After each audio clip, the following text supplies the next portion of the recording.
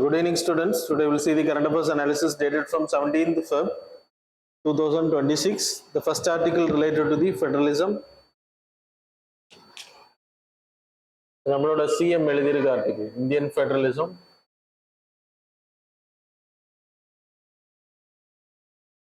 Editorial பேஜ்ல வந்த article. So இந்த லைக் ஃபெடரலிசம் அப்படின்ற concept, it's a federation, nation. There will be a nation, union government, as well as state government will be there. Regional எடுத்துக்கிட்டீங்கன்னா இதோட கூட்டாட்சியை தான் federation, federalism அப்படின்றது.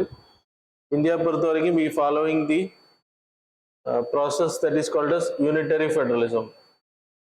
So strong center,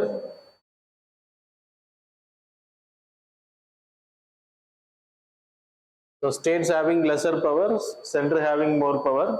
US federalism is called as classical federalism.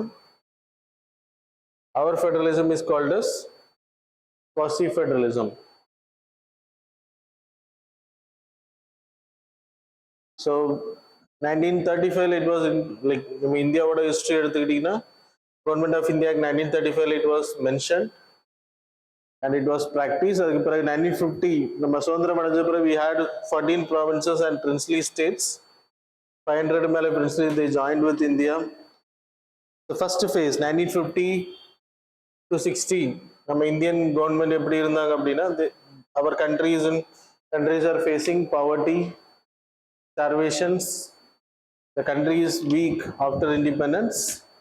அதனால பெருசாக நம்ம வந்து federalism பற்றியோ இல்லை so central need to give support for the states அப்படின்ற கான்செப்டில் தான் ஓடிச்சு. ஸோ ரெண்டு பேருமே சேர்ந்து தான் ஒர்க் பண்ணாங்க. பட் மோர் சென்ட்ரல் சப்போர்ட் நீடடாக இருந்துச்சு ஸ்டேட்ஸ் வளர்றதுக்கு. After 1970 to 1980 the second phase, the phase 2, single party dominate பண்ணுது all over India. Indira Gandhi தலைமையில் எல்லா ஸ்டேட்ஸ்லையுமே வந்து ஆட்சிகள் வந்து காங்கிரஸோட லீடிங், இந்த சிங்கிள் பார்ட்டி ரூலிங் அதிகமாக இருந்துச்சு and dominated all over India. And 356 was initiated in more than 90 times. So state emergency, that is president rule. 1975 we had national emergency also, 1977 வரைக்கும். Third phase எடுத்துனா 1989 to 2014.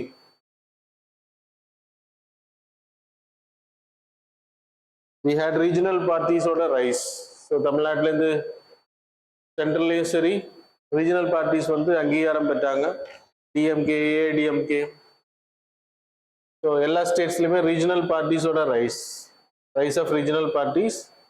So Congress BJP ஆட்சி அமைக்கும் போது they need to go by coalition government in the central.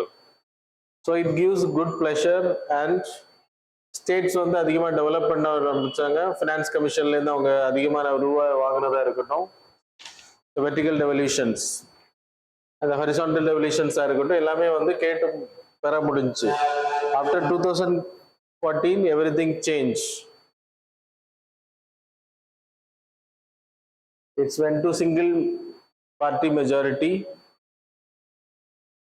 So constitutional amendments without consulting with the state parties, it is against federalism. Centralized schemes எல்லாமே centralized மாற ஆரம்பிச்சிச்சு. There is no decentralization. Governor's role in the states curtailing the autonomy of states. So அது வந்து பெரிய ப்ராப்ளமாக வந்துச்சு. Language policy, one language one nation one election policies இதெல்லாமே ப்ராப்ளமாக மாற ஆரம்பிச்சு. Centralisation of education etcetera. அது மாதிரி கன்கரண்ட் லிஸ்டில் இருக்கக்கூடிய விஷயங்கள். So both can make law. ஆனால் யாரோட சட்டம் ப்ரிவேல் ஆகும்? சென்ட்ரல் கவர்மெண்டோட central law, the parliamentary law will prevail. Education, forest, wildlife இதில் எல்லாமே சட்டங்கள் வந்து கான்ஃப்ளிக்டிங் ஆகுது. நீட்டுக்கு எதிராக நம்ம எழுதின சட்டம். அது ஃபினான்ஸ் கமிஷனோட recommendations are based on the performance of the states. மாநிலங்களோட பங்களிப்பு மாநிலங்களோட இதுபடி கிடையாது. அவங்க என்னென்ன கேட்டகரியில் பெர்ஃபார்ம் பண்ணுறாங்களோ அதுக்கேற்ற மாதிரி ஃபண்டிங் அலோகேஷன் பண்ணுறாங்க. அப்புறம் lot of centrally sponsored schemes, Jal Jeevan mission, இதெல்லாம் நிறைய ஸ்டேட்ஸ் வந்து தேவையில்லை ஆனால் இன்ட்ரடியூஸ் பண்ணியிருக்காங்க யூனிவர்சலா. Governors discretionary power increased. Discretionary power அப்படின்னா கவர்னர் வந்து நிறைய முடிவுகள் எடுக்காம தவிர்க்கிறது. கவர்னர் வந்து ஸ்டேட் பாலிடிக்ஸ்ல தலையிடுறது. 356 imposed several times even in the Modi government. GST reforms, அதில் வரக்கூடிய ஃபண்டிங் வந்து கொடுக்காம இருக்கிறது, இதெல்லாமே. ஸோ இதை எதிர்க்கிறதுக்காக we appointed a committee. Tamil Nadu government ஃபெடரலிசத்துக்கு அப்பாயின்ட் பண்ண கமிட்டி பேர் என்ன? It's a previous. So Rajmannar committee. அதுக்கு பிறகு currently Justice Joseph Kurian. Joseph Kurian, retired judge, retired Chief Justice of the High Court. He went to Supreme Court judge. So Supreme Court judge is retired on a person. So Justice Joseph Kurian committee.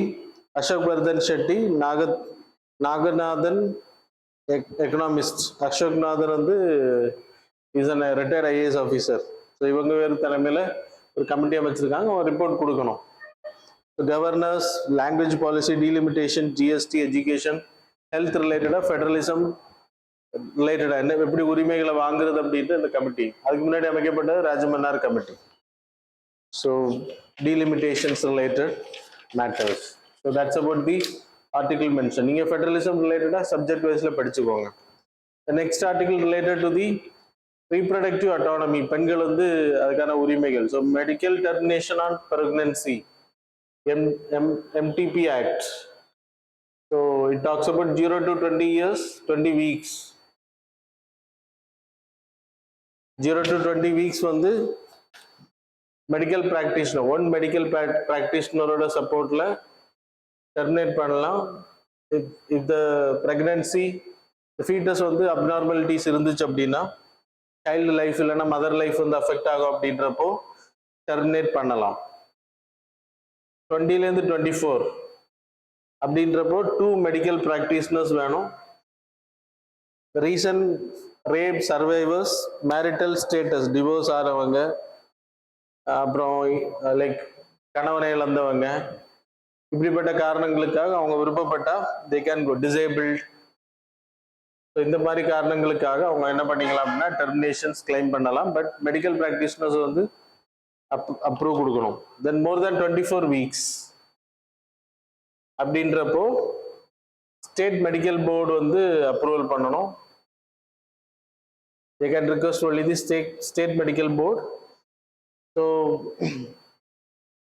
1 day before delivery வரைக்கும் abnormality இருந்துச்சு அப்படின்னா அது வந்து abnormal situations, குழந்தை கிரிட்டிக்கலாக இருக்கு இல்லைன்னா mother வந்து ப்ராப்ளமேட்டிக்காக இருந்து லைக் அஃபெக்ட் ஆவாங்க அப்படின்றப்போ மெடிக்கல் போர்டு வந்து பெர்மிஷன் கொடுத்தா மட்டும்தான் பண்ண முடியும். ஸோ இப்போ இதான் ஆக்ட் நமக்கு ப்ரெக்னன்சி வந்து அபார்ஷன் பண்றது. ஸோ ஆர்டிகிள் 21 படி every woman has the right அப்படின்றத ராஜஸ்தான் ஹைகோர்ட் வந்து ஒரு 28 week அபார்ஷனை வந்து முடியாதுன்னு சொல்லியிருக்காங்க கேஸ் போட்டதுல. ஏன்னா 24 வரைக்கும் தான், 24க்கு மேல அப்படின்றப்போ we need to go by state medical board. அவங்க வந்து ரிஜெக்ட் பண்ணியிருக்காங்க.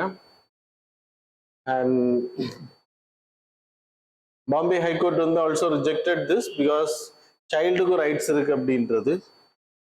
But supreme court went ahead with the abortion because அது குழந்தைய பெறணுமா வேணாமா அப்படின்றது பெண் தான் முடிவு பண்ணணும். அண்டர் ஆர்டிகிள் 21 ஹிஸ் ரைட் அப்படின்றத சொல்லி அதை வந்து அபார்ட் பண்ணலாம் அப்படின்னு சொல்லியிருக்காங்க. So that's about this article. கூட பெண் சைடில் லைக் அந்த தாய் என்ன சொல்லியிருக்காங்க அப்படின்னா she is in mental trauma. That's the reason for abort. So Bombay High Court is better comparing to the current. Okay, the next article, Andaman and Nicobar,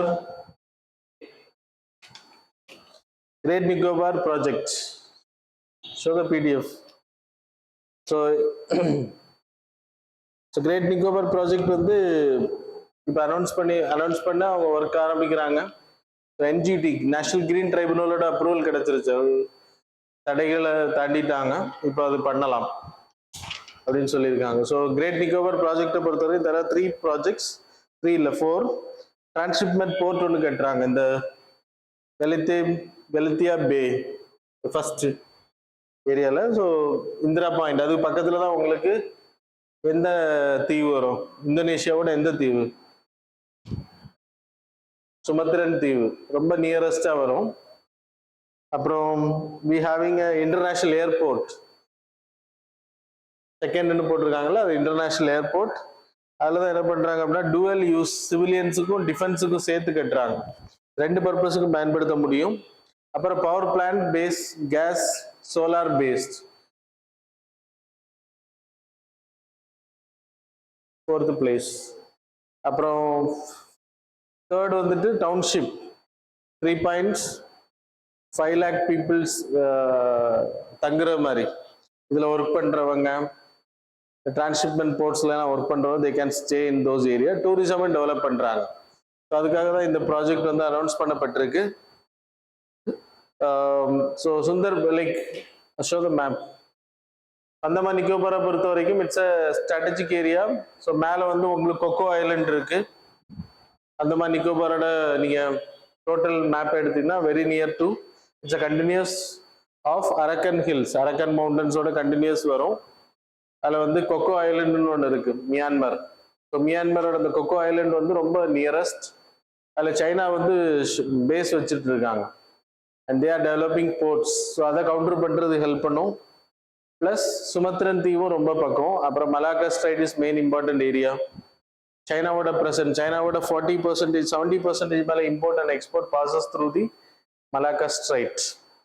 so அதை வந்து கவுண்டர் பண்ணுறது ஹெல்ப் பண்ணும். Then act east பாலிசியை deepening பண்ணுறது நம்ம help பண்ணும். Deep C minerals எடுக்கிறதுக்கும் இந்த ப்ராஜெக்ட் இந்த ஏரியா டெவலப் ஆகுறது நம்ம ஹெல்ப் பண்ணும். அப்புறம் டிரான்ஸ்ஷிப்மெண்ட் அப்படின்றப்போ நம்மளோட job opportunities will increase. Andaman Nicobar மட்டும் இல்லை, இந்தியாவும் டெவலப் ஆகிறதுக்கான வாய்ப்பு இருக்கு. So that's a benefit of this project. Challenges எடுத்துக்கிட்டா அங்கே இருக்கக்கூடிய particularly vulnerable tribes, that is a Shomben tribe and Great Nicobarese tribes are there in this area. So அவங்களோட வாழ்வாதாரம் வந்து அஃபெக்ட் ஆகும். ஷோதம் போர்டு. ஓகே. ஸோ அப்புறம் ஈக்கலாஜிக்கல் டிவஸ்டேஷன், நிறைய காடுகள் அழிக்கப்படுறதுக்கான வாய்ப்பு இருக்கு. Biodiversity will get affected. 1 million trees வந்து வெட்ட போறாங்க. this is equivalent to 10 lakh trees. 95% of the forest cover India like ரொம்ப கிரீன் எவர் கிரீனா இருக்கக்கூடிய ஏரியா. அந்தமான் நிக்கோபாரை பொறுத்தவரை 95% ஏரியா ஃபாரஸ்ட் கவர்ல தான் இருக்கு. கிட்டத்தட்ட 18,036 ஐலண்ட்ஸ் இருக்கிறதா சொல்லப்படுது. அதுல பீப்புள் செட்டிலா இருக்கக்கூடியது ஒன்லி 13ல தான். அப்போ 95% ஃபாரஸ்டா தான் இருக்குங்க. அப்புறம் there is a leather backed tactile, அது வந்து இனப்பெருக்கம் பண்ணக்கூடிய ஏரியா, முட்டை போட்டு இனப்பெருக்கம் அடையக்கூடிய ஏரியா. ஸோ அந்த இட் லே எக்ஸ் அதுவும் அஃபெக்ட் ஆகிறதுக்கான வாய்ப்பு இருக்கு. எக்கனாமிக்கல் வயபிலிட்டியில வந்து இந்த ப்ராஜெக்ட்ஸ் வந்து it's not viable projects because huge investment needed. Private partnership இங்கே பண்ண வர. ஸோ கவர்மெண்ட் தான் ஃபண்டிங் பண்றாங்க. 72,000 கோடியிலிருந்து 92,000 கோடியா அந்த காஸ்ட் வந்து இன்க்ரீஸ் ஆயிருக்கு. So it's not an economically viable project also. So அப்புறம் நீங்க இதுல மேப்ல படிக்க வேண்டியது it's a Sundaland area. Biodiversity ஹாட்ஸ்பாட்ஸ்ல இட்ஸ் அ பார்ட். 8 ஹாட்ஸ்பாட்ஸ் இந்த வேர்ல்டுல இந்தியாவில் இருக்கக்கூடிய ஒரு hotspot Andaman Nicobar and Sundaland. அந்த ஏரியாவில் it's a part. It's a forest and also இந்த கிரேட் நிக்கோபார் மட்டும் இல்லை, Andaman Nicobar is called as living library அப்படின்னு பேர். அப்படின்னா காடுகளுக்கான ஒரு பெரிய பயோடைவர்சிட்டி இருக்கக்கூடிய பகுதி. So that it can be also asked. Tropical evergreen forest and tropical deciduous forest is also there. அப்புறம் coral reefs அதிகமாக இருக்கு. That's all. The next article related to the Bharat Vistar. It's an app. AI Summitல வந்து இதை launch பண்ணியிருக்காங்க. AgriStack. So நம்ம ஒரு app மாதிரி agriculture farmers வந்து இதை பயன்படுத்த முடியும். அவங்களுக்கு அந்த ஏரியாவில் என்ன கிளைமேட் இருக்கு, நாளைக்கு என்ன வெதர் அப்டேட் இருக்கும், மழை எப்போ இருக்கும், என்ன மாதிரியான பருவநிலைகள் இருக்கும் அப்படின்றத ப்ரெடிக்ட் பண்ணி சொல்லணும் அது. அதனால விவசாயிகள் அது மாதிரி அவங்களோட பிளான்ஸ்ல இருக்கக்கூடிய ப்ராப்ளம்ஸை வந்து கண்டறிய முடியும். இட்ஸ் அன் அக்ரி ஸ்டாக், அது ரிலேட்டடான உரங்கள் வாங்குறது எல்லா டீட்டெயில்ஸுமே வந்து ஆப்ல. So they are going to launch it Bharat Vistar. The next article related to the AI Impact Summit, which was launched yesterday, 16th February இருந்து 20th February வரைக்கும் டெல்லியோட பாரத் மண்டபத்தில் நடைபெற்றுட்டு இருக்கு. இப்போ ஆரம்பிச்சிட்டாங்க. சிக்னிஃபிகன்ஸ் எடுத்துக்கிட்டிங்கன்னா ஏஐ சமிட்ஸ் நம்ம கண்டக்ட் பண்ணுறது மூலமாக ஏஐல நம்மளோட இம்பார்ட்டன்ஸை வந்து உலக நாடுகளுக்கு நம்ம சொல்கிறோம். ஏஐல நம்ம பண்ணக்கூடிய R and D, PhD, researchers are more important. ஏஐல நம்ம கண்டுபிடிப்புகள், ஏஐல நம்ம இருக்கோம் அப்படின்றத உலகுக்கு சொல்கிறோம். we are also in the race of AI. So health கேரில் நம்மளோட AI advancement, health diagnosis, cancer, TB எல்லாம் ஏர்லியராக டயக்னைஸ் பண்ணி ட்ரீட்மெண்ட் பண்ண முடியும். டெலிமெடிசின் இதுக்கு வந்து ஏஐ வந்து ஹெல்ப் பண்ணும், டயக்னைஸ் பண்ணுறதுக்கு ஹெல்ப் பண்ணும். அப்புறம் அக்ரிகல்ச்சரில் நான் இப்போ தான் சொன்னேன், Bharat Vistaar AI weather prediction, என்னென்ன மாதிரியான பெஸ்ட் அவுட் பிரேக் இருக்க வாய்ப்பு இருக்கு அதை வந்து சொல்லும். There is an app also called as private app, Plantix app. அந்த லீஃபை நம்ம ஃபோட்டோ எடுத்து அனுப்புனோம்னா என்ன கிருமி தாக்கி இருக்கு அப்படின்றது, அதுக்கு என்ன பண்ணணும் அப்படின்றத சொல்லும். Then education and learning, adaptive learning அப்படின்னா ஒவ்வொரு குழந்தைங்களையும் தனித்தனியாக அதை ட்ரீட் பண்ண முடியும். இப்போ கிளாஸ் ரூம் எடுத்துக்கிட்டோம்னா எல்லாரும் one size fit for all, எல்லாம் மாடல். பட் சில குழந்தைங்க லேர்னிங் ஃபாஸ்ட்டாக இருக்கும், சில குழந்தைங்க லேர்னிங் ஸ்லோவாக இருக்கும், மாடல் வித்தியாசமாக இருக்கும். ஸோ அப்போ அதுக்கேற்ற மாதிரி ஏஐ மூலமாக நம்ம ட்ரெயின் பண்ண முடியும். அப்புறம் finance and AI credit risk, ஒரு லோனை கொடுக்கணுமா வேணாமான்றது அந்த கிரெடிட் ரிஸ்க்கை வந்து அனலைஸ் பண்ணி சொல்லும்.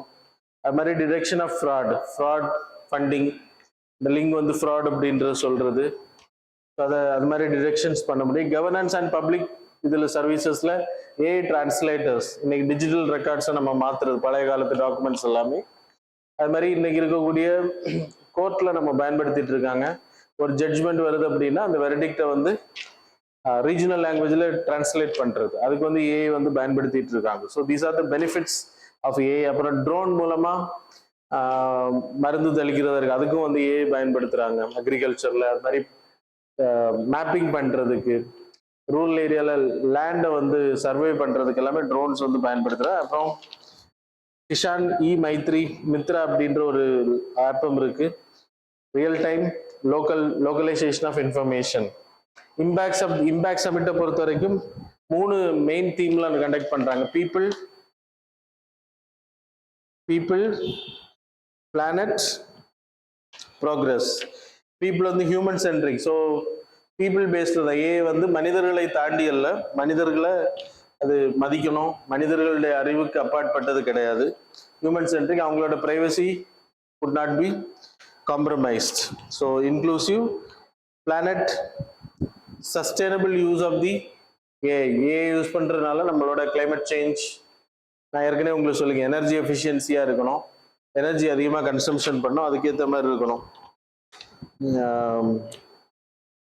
Recently I have seen a video that is, நீங்கள் ChatGPT கிட்ட ஒவ்வொரு வாட்டி தேங்க்ஸ் சொல்லும்போது கூட it will use lot of energy.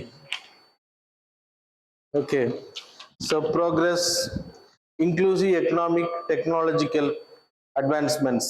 So எல்லாருமே இன்க்ளூஸ் பண்ணுறது ஹவு அப்படின்னு எடுத்துக்கிட்டிங்கன்னா 7 சக்கராஸ் லான்ச் பண்ணியிருக்காங்க. இதன் அடிப்படையில் தான் இன்னைக்கு இந்த ஏஐ சமிட்டை வந்து நடத்திட்டு இருக்காங்க. ஹியூமன் கேபிட்டல், இன்க்ளூசிவ் டூல், அப்புறம் safe and trusted privacy, scientific like development, அப்புறம் resilience, innovation, democratisation, AI resources, AI economic development. So இதன் அடிப்படையில் தான் நான் ஏற்கனவே சொன்ன மாதிரி ஹியூமன் கேபிட்டல் அப்படின்னா ஸ்கில்டு பீப்புளை உருவாக்குறது. 33% AI talent growth in India. PhD 500 PhD இது வரைக்கும் வாங்கியிருக்காங்களாம். 5000 PGs in India, 8000 UG people are there in India. Inclusion எடுத்துக்கிட்டா ethical use in health, agriculture நான் இப்போ சொன்னேன். கிஷான் மைத்ரி ஆப், பாஷினி பிளாட்ஃபார்ம்ல எல்லாம் 36 லாங்குவேஜ் வந்து டெக்ஸ்ட் மூலமா கொடுக்க முடியுது, 22 வாய்ஸஸ். அப்புறம் பாரத் விஸ்தார் நான் இப்போ சொன்னது. சேஃப் அண்ட் ட்ரஸ்டட் இதுனா ஏஐ கவர்னன்ஸ் குரூப்ல டிரான்ஸ்லேஷன் பர்பஸ், ப்ரைவசி டேட்டா இது திருடாமல் இருக்கிறதுக்கு நம்ம அதை யூஸ் பண்ண முடியும். டிஜிட்டல் ஃப்ராட்லேருந்து நம்மளை பாதுகாக்கிற இனோவேஷனாக ஏஐ, கிளவுட், ரெசிலியன்ஸ். மைக்ரோசாஃப்ட் வந்து கிட்டத்தட்ட 1.5 lakh crore இன்வெஸ்ட் பண்ணுறாங்க. Amazon 2.9 lakh crore, Google 1.25 lakh crore for data centres. So இதெல்லாமே வந்து very science research. 6th largest in the patent filing in India. R&D எடுத்துனா 60,000 அதிகமான இன்வெஸ்ட்மெண்ட்ஸ் நம்ம பண்ணிருக்கோம். 60 லட்சம் கோடிகள். சரியா? 1.27 lakh crore was invested in this R&D. அது மாதிரி socio-economic development also we are moving forward. அது மாதிரி சிபியூலேருந்து ஜிபியூக்கு நம்ம மாறிட்டு இருக்கோம். parallel processing, that is graphic processing, parallel processing நம்ம மாறிட்டு இருக்கோம். economic growth and healthக்கு வந்து AI வந்து ரொம்ப ஹெல்ப் பண்ணுது. So these are the things about the article. Now we will move on to the MCQs. Question number 1. Consider the following statements regarding the AgriStack. Statement number 1, it is a digital public infrastructure for farm sector. Statement number 2, it's a compromise 3 foundational registers, namely farmers registry, geo-reference village maps, and crop zone registry. Which of the statements given above are correct? Question number 2. Consider the following statements regarding the bio-based chemicals. Statement number 1, these are produced by using biological feedstocks like sugarcane, corn, and starch. Statement number 2, these are often produced through fermentations or enzymatic process. Which of the statements given above are correct? Options are A, 1 only, B, 2 only, C, both, D, neither. Question number 3, with reference to the concept of biofoundries mentioned in the Bio E3 policy, consider the following statements. Statement number 1, they are large-scale metal casting factories dedicated to producing surgical steel instruments. Statement number 2, they serve as the reciprocities of germplasm where genetic codes are stored but not manipulated. Statement number 3, they are integrated facilities that combine biology, engineering, and automation to build biological systems. Which are the statements given above are correct? Options are A, 2 and 3 only, B, 1, 2 and 3 only, C, 1 only, D, 3 only. Question number 4, which of the following statements correctly describes the position of speaker when a resolution for his removal is under consideration in the house? Statement number 1, he, she can preside over the house but cannot vote on the resolution. Statement number B, 2, he, she cannot preside over the house but can vote only in case of equality of votes. Which of the statements given above are correct? Options are A, 1 only, B, 2 only, C, both, D, neither. So that's all. Now we will see the answers for the previous. Question number 1 answer is A. Question number 2 answer is C. Question number 3 answer is B. Question number 4 answer is D. So that's all about the current affairs and MCQ. Thanks a lot for joining with us.